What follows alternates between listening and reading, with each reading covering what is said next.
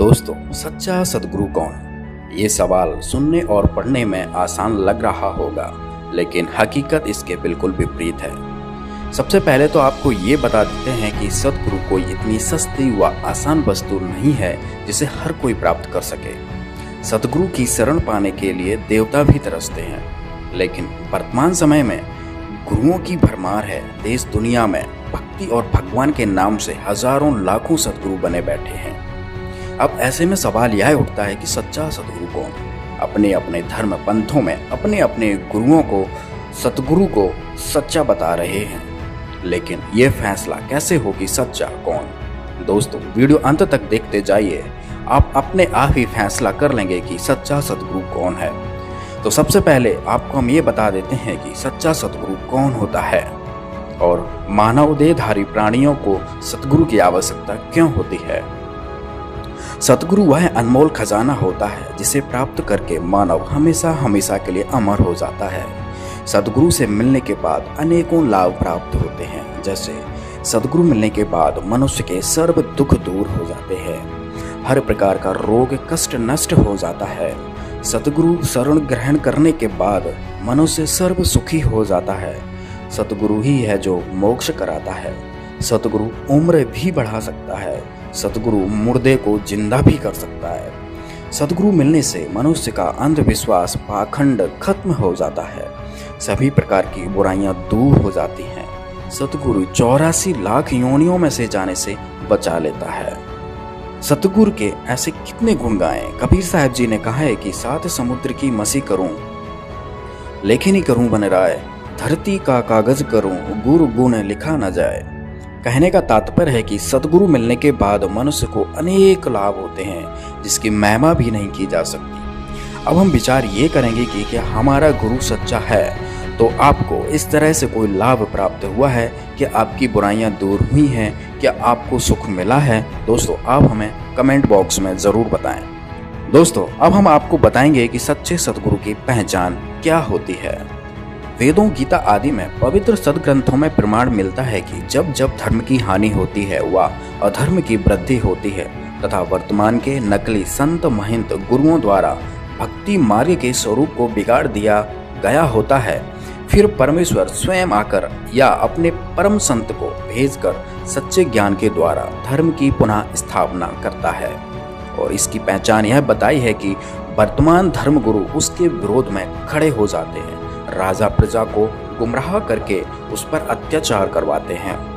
सच्चे सद्गुरु की पहचान में कबीर साहब जी ने बताया है कि जो मम संत सत उपदेश दृढ़ावे, वाके संग सब राड़ बढ़ावे, अर्थात जो सच्चा सद्गुरु होगा, जो सच्चे ज्ञान को देगा, उसके साथ सभी झगड़ा करेंगे। दूसरी पहचान है कि सच्चे सद्गुरु को सभी धर्म ग्रंथों का ज्ञान होता है। गरीबदास जी अपनी वाणियों में कहते हैं कि सद्गुरु के लक्षण कहूँ, मधुरे बैन विनोद, 4 वेद 6 शास्त्र कहें 18 बोध। अर्थात जो सद्गुरु होगा उसको सभी शास्त्रों का, सभी धर्म ग्रंथों का, जितने भी दुनिया में सद्ग्रंथ हैं, सबका ज्ञान होता है। तीसरी पहचान बताई है कि सच्चा सद्गुरु एक दिन में 3 समय की साधना बताता है। इसका प्रमाण यजुर्वेद अध्याय 19 मंत्र 26 में प्रमाण मिलता है। चौथी पहचान बताई है कि जो सच्चा सद्गुरु होगा वो 3 प्रकार के मंत्रों को 3 बार में उपदेश करेगा। इसका विवरण गीता जी में भी है, कबीर सागर में भी है और वेदों में भी है। पांचवी पहचान बताई है जो कि सबसे महत्वपूर्ण है और बहुत ही आसान है, जिससे आप नकली और असली की पहचान कर सकते हैं। कबीर साहब जी बता रहे हैं, संतो सतगुरु मोय भावे, जो नैनन अलख लखावे, ढोलत डिगे न बोलत विसरे, सत उपदेश दृढ़ावे, आँखें न मूंदे कान न रूंदे, ना अनहद उलझावे, प्राण पूंज क्रियाओं से न्यारा, सहज समाधि बतावे। अर्थात जो सच्चा सद्गुरु होगा वो किसी भी प्रकार का कीर्तन, नाच गाना, मेडिटेशन, आंख बंद करवाना, कान बंद करवाना, श्वासों के द्वारा क्रियाएं करवाना, ये कुछ नहीं बताएगा। छठवीं पहचान बताई है कि सच्चा सद्गुरु वह होता है जो आपको 2 अक्षरों की जानकारी देता है। जय पंडित तू पढ़िया, बिना 2 अक्षर 2 नामा, प्रणवत नानक एक लंघाए, जे कर सच समावा। तो इधर गुरु नानक जी बता रहे हैं कि जो सच्चा सद्गुरु होगा वो आपको 2 अक्षर की जानकारी देगा। कबीर साहब जी ने भी कहा है कहें कबीर अक्षर दो भाख, होगा खसम तो लेगा राख। ये भी सच्चे सदगुरु की पहचान बताई है। सातवीं पहचान बताई है कि जो गीता अध्याय 15 के पहले श्लोक में लिखा हुआ है, जो इस संसार रूपी उल्टे हुए वृक्ष की संपूर्ण जानकारी दे देगा, वह सच्चा सतगुरु है। सतगुरु की और भी कई पहचान बताई गई हैं, लेकिन अभी हम इन्हीं बिंदुओं के आधार पर सच्चे सतगुरु की तलाश करेंगे। सच्चे गुरु की तलाश में दुनिया भर के गुरुओं की लिस्ट बनाई और उनके समर्थकों के साथ संपर्क साधा। हमारे शास्त्रों में जो सच्चे सतगुरु की पहचान बताई है, वो एक एक से सभी धर्म गुरुओं पर फिट बैठाने की कोशिश की, तो एक महापुरुष को छोड़कर सतगुरु की पहचान किसी पर भी फिट नहीं होती है। कोई मेडिटेशन करवाता है तो कोई नाच गाना करवा के भजन कीर्तन करवाता है, और इन गुरुओं में से कोई भी 3 बार की साधना नहीं बताता है और 3 बार में कोई मंत्र नहीं देता है। इन सभी धर्म गुरुओं का कोई भी जनता द्वारा ज्ञान का विरोध नहीं किया गया, और इनमें ऐसा कोई भी गुरु नहीं था जिसको 4 वेद, 6 शास्त्र, 18 पुराण, कुरान, बाइबल आदि सभी धर्म ग्रंथों का ज्ञान हो या ज्ञान खोला हो। और इनमें से ऐसा कोई भी नहीं था जिसको 2 अक्षर का भेद हो, जिसको 2 अक्षर की जानकारी हो। दूसरी तरफ सच्चे सतगुरु की पहचान में संत रामपाल जी महाराज पर एक एक पॉइंट सही फिट बैठा। तो आइए देखते हैं।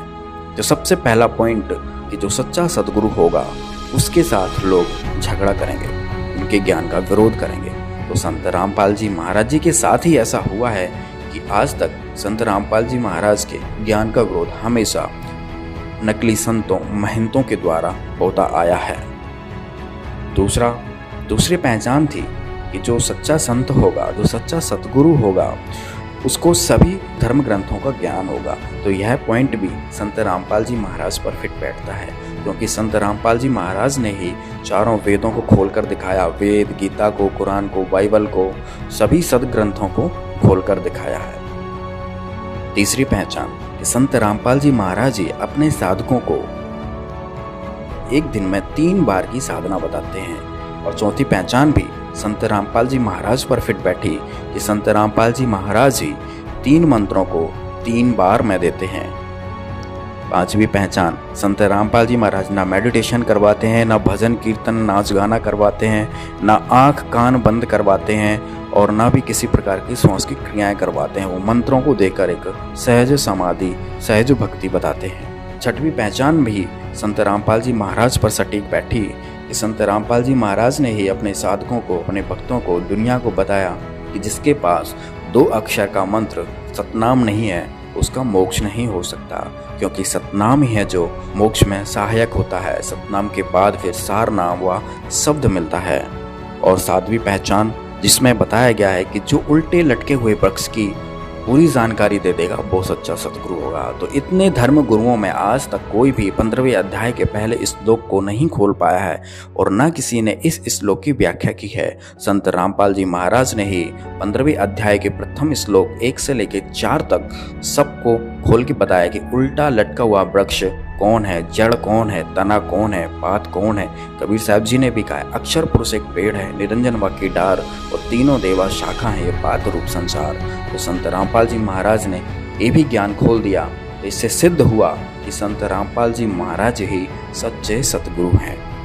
तो दोस्तों, तो इस पूरी पृथ्वी पर 7 अरब आबादी में केवल संत रामपाल जी महाराज ही हैं जो सच्चे सतगुरु हैं। तो कहते कोटों में कोई नहीं रहे झूमकरा, अरबों में कोई गर्क सुनो रहे झूमकरा। अरबों में, उसमें अरबों में गर्क गरीबदास जी थे, आदरणीय गरीबदास साहिब जी, उसकी कोई सुना नहीं था। अरबों यानी पूरे विश्व में एक है। तो अरबों में आज इस दास के ऊपर कृपा है, इस परम पिता परमेश्वर कबीर भगवान की। इस पृथ्वी पर इस दास के अतिरिक्त तत्व ज्ञान से परिचित नहीं है। उनके पास ये गर्क का अर्थ होता है, यानी सब तरह से कंप्लीट। जो कह रहा अच्छा गर्क है भाई, यानी कोई चीज को ठोक ठोक कर रखा हो ना बोरी में, जो कति गर्क ठोक रखा भाई, खांड में रखी हो और भी हो। तो यानी वो चीज कहते हैं जिसके पास कंप्लीट इन ऑल रिस्पेक्ट, जैसे उसको आदेश भी हो, अर्यो ज्ञान हो, नाम देने का आदेश हो, अधिकार हो, तो ये सब सारे जो है ना फॉर्मेलिटी उसके ऊपर पूरी हो उसके पास, वो तो अरबों में एक पावेगा, अरबों में कोई गर्क सुनो रहे झुमकर न। इस ज्ञान को सुनकर दास से ये चोर हो गए होंगे, एक दो चोर नाम देने लग भी जाएंगे तो उनसे कोई लाभ नहीं होना, क्योंकि वो अधिकारी नहीं है। अब जैसे पुण्यात्माओं, जब राजा परीक्षित को 7वें दिन सर्प ने डसना था और व्यास जी ने श्रीमद् सुधा सागर यानी श्रीमद् भागवत सुधा सागर का लेखन कार्य किया था, राइटर था उसका वो, उसने भी ये कह दिया था कि मैं अधिकारी नहीं हूं ये कथा सुनाने का। और वहाँ और भी जितने ऋषि महर्षि थे सब ने पल्ला झाड़ दिया कि नहीं, हम किसी के जीवन के साथ खिलवाड़ नहीं कर सकते। कारण क्या था कि 7वें दिन परिणाम आना था, तो सब ने पीछे हट गए। वो बुद्धिमान थे, ब्राह्मण थे कि नहीं, हम क्यों किसी के जीवन के साथ धोखा करें, हम अधिकारी नहीं हैं कि इसकी जीवन रक्षा कर सके, यानी इसको वो लाभ दे सकें जो इस कथा सुनाने से हो सकता है, पाठ से। तो सुखदेव जी बुलाए गए थे स्वर्ग से उन पांडवों की प्रार्थना से।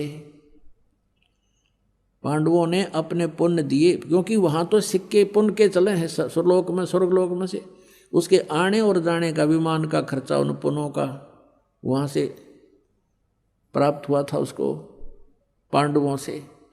तो यहाँ आकर के उस कहते सुखदेव ने 7 दिन वो कथा सुनाई थी। उस समय ये कहाँ गए थे ब्राह्मण जो आज जगह जगह कथा करते फिरें, कहाँ गए थे ये संत जो आज जहाँ देखा वहीं संत और दुनिया ने गुमराह करें बैठे हैं। तो वो बुद्धिमान थे, समझदार थे, इसलिए उन्होंने ये रिस्क मोल नहीं लिया। और जितना लाभ उस कथा से होना था वो भी सुखदेव जी के मुखारविंद से उच्चारित होने से हुआ, क्योंकि जिसके पास कोई शब्द शक्ति होती है उसी के द्वारा दिए गए वचन से कुछ लाभ हो सकता है। अब जैसे एक कोई कार्य हो रहा था सड़क का, सड़क बना रहे थे, तो वहाँ एक आम व्यक्ति जाकर कहता है कि तुम ऐसा कर दो, वो नहीं कर रहे थे। और अधिकारी के पास उन्होंने प्रार्थना की, अधिकारी नाते कहा कि तुम ऐसा कर दो, तो उस अधिकारी के कहते उन वर्करों ने वैसे ही कर दिया, क्योंकि अधिकारी के वचन में शक्ति थी और उनके वचन में शक्ति नहीं। तो ऐसे ही परमात्मा से जो कनेक्टेड है, सरकार का जो व्यक्ति हो गया यानी जो उसका नौकर है, उससे ही आगे काम हो सकते हैं। आम व्यक्ति के कहने तो वो कार्य नहीं हो सकते, इतना समझ लेना। तो इस प्रकार हम अब जो कथा करते पढ़ते हैं, तो गरीबदास साहब ने कहा था ये पैसे ऊपर नाच सुनो रहा जो मकरा, इन्हें कथा से कोई लेना देना नहीं, पैसे चाहिए इनको।